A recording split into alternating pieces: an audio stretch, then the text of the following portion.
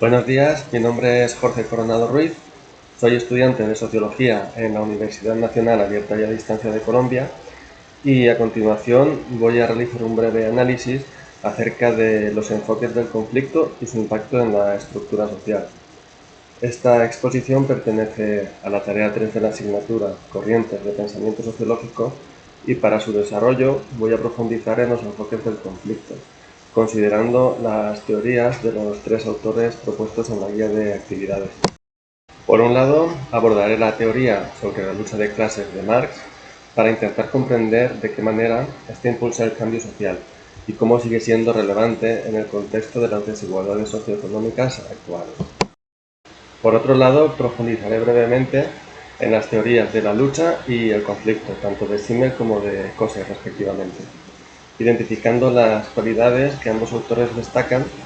como integradoras y también como desintegradoras, y revelando el impacto positivo que tienen en la cohesión social y el fortalecimiento institucional,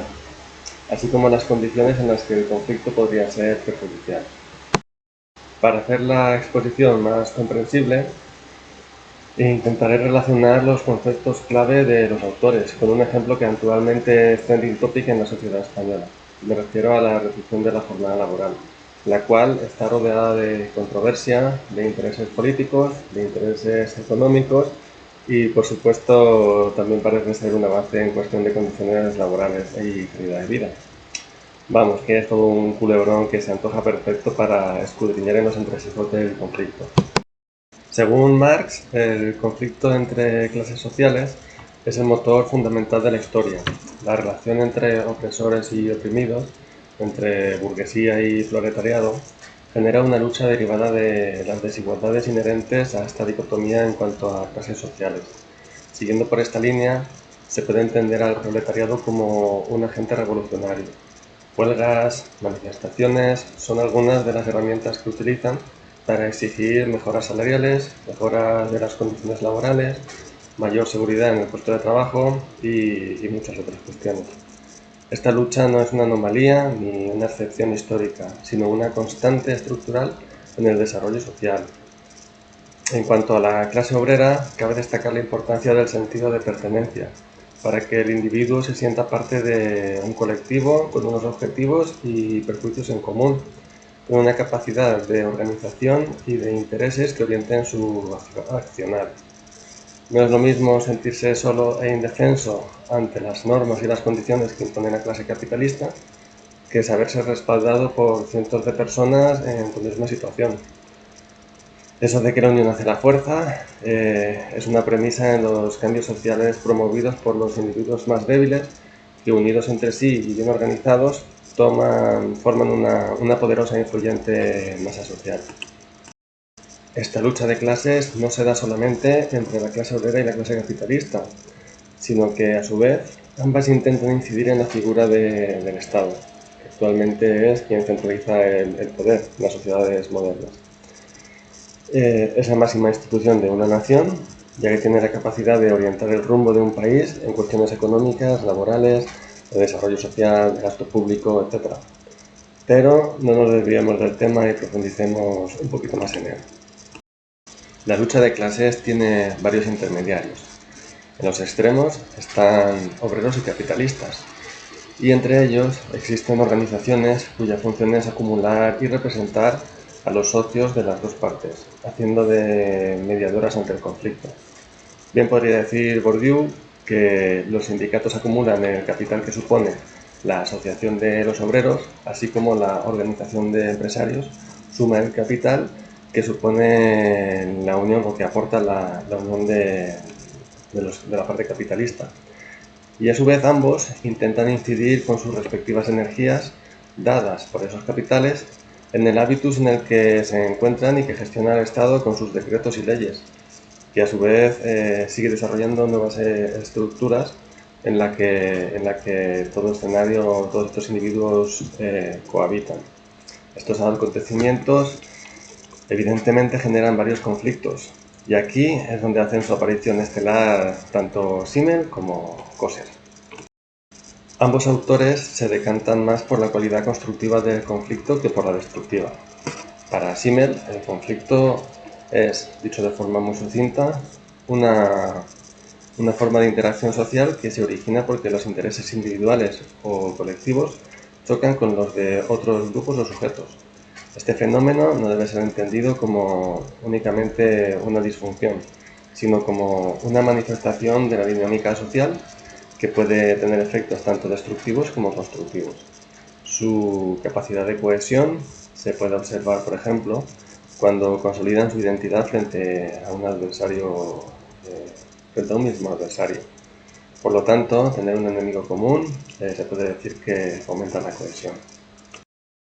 El problema, o mejor dicho, el peligro de desintegración, surge cuando el conflicto aparece entre miembros de un mismo grupo, es decir,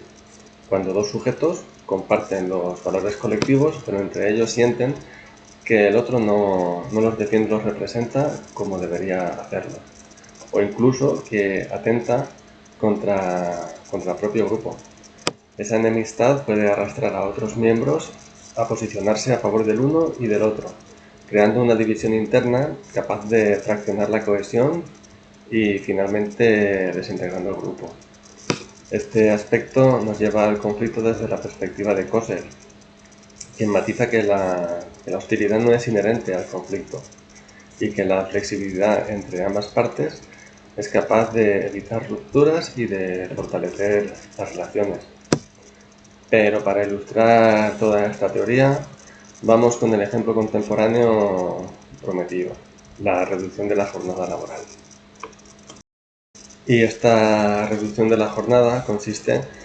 en rebajar hasta las 37 horas y media las 40 horas semanales de trabajo actuales y que ahora mismo está en proceso de aplicación en España. Será de obligatorio cumplimiento por parte de todas las empresas, grandes, medianas, pequeñas, y entrará en vigor, en teoría, a partir de diciembre de este año.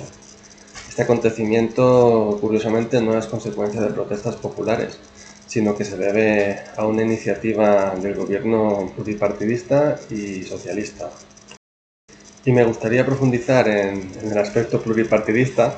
porque me permite abordar o profundizar en otros aspectos de los conceptos de los autores. Y así explicado brevemente, resulta que el Partido Socialista Obrero Español, conocido como el PSOE, fue la segunda fuerza más votada en 2018. Y para destronar al Partido Popular, conocido como el PP, quienes consiguieron la mayoría de los votos, tuvo que aliarse con otros partidos políticos minoritarios hasta sumar una mayoría colectiva. Este es un gran ejemplo de cómo la flexibilidad y la negociación fomentan la cohesión social, ya que el PSOE tuvo que aceptar propuestas ajenas, a la vez que los otros pequeños partidos también tuvieron que adaptarse a las condiciones que proponía el PSOE para unirse entre todos y así poder integrar a su propia causa para consolidar una izquierda plural y que se impusiera a la derecha en la carrera por el gobierno de España. También es un buen ejemplo para destacar la teoría de Simmel, cuando dice que la hostilidad en común liga elementos que por lo demás son divergentes y que no pueden unirse por ningún otro medio. Estamos hablando de partidos políticos que se critican unos a otros, que a veces rozan el odio en sus declaraciones, pero que al ver la gran amenaza de la derecha española sobrevolando el gobierno de la nación, se unieron todos en contra de ese enemigo común. Retomando el asunto de la reducción de la jornada laboral, la Confederación Española de Organizaciones Empresariales, la COE, se queja del escenario que se va conformando socioeconómicamente, puesto que exige al empresario reducir la producción a sabiendas que los salarios van aumentando año a año y esto se traduce en un menor enriquecimiento. En el otro extremo, los dos sindicatos más importantes, Comisiones Obreras y la Unión General de Trabajadores, se quejan de la lentitud del proceso y de los insuficientes avances en cuestión de mejoras en las condiciones laborales, las cuales comparan con las condiciones de los países más avanzados en esta materia. Y esto lo utilizan como argumento para evidenciar que el esfuerzo y el largo camino que aún queda por recorrer a pesar de los logros alcanzados. En este ejemplo se puede observar cómo la lucha de clases entre empresarios y trabajadores, entre burguesía y proletariado, es una fuerza impulsora del cambio social, ya que está contribuyendo a mejorar la calidad de vida de la clase obrera mediante nuevas reformas y leyes. También permite dilucidar esas fuerzas internas que chocan entre ellas, poniendo en peligro la unidad del grupo, ya que esa misma pluralidad gubernamental que nos ha traído hasta aquí, ampliando la representación de los ciudadanos y enriqueciendo la política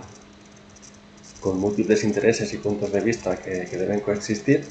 pues también implica una serie de tensiones internas en cada uno de los partidos involucrados, ya que durante las negociaciones